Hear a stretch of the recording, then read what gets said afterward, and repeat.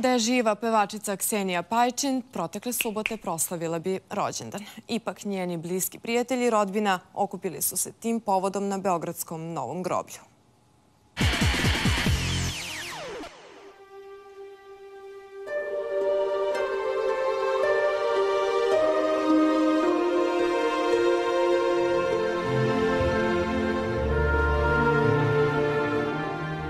Porodice i prijatelji pokojne Ksenije Pajčin posjetili su njen grob na dan kada bi pevačica napunila 39 godina.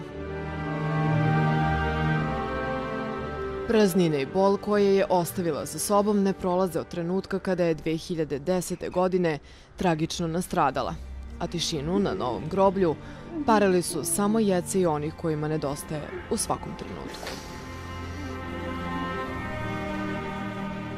Dobar prijatelj je dobar prijatelj celog života i nikada ne može da izađe iz srca, nikada ne može da se zaboravi dobar prijatelj, ne može da se zaboravi nikada datum 3. decembar i ne može nikada da se zaboravi 16. mart.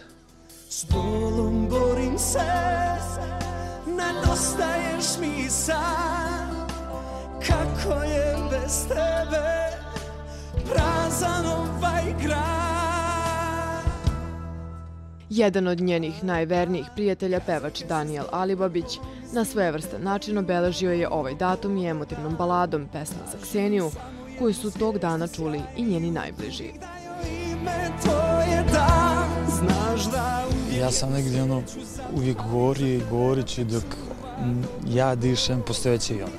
I kad god budem mogao, gdje god budem mogao i na svojim nastupima ću pjevati njene pjesme i ja nikad neću dozvoliti da on jednostavno više ne postoji.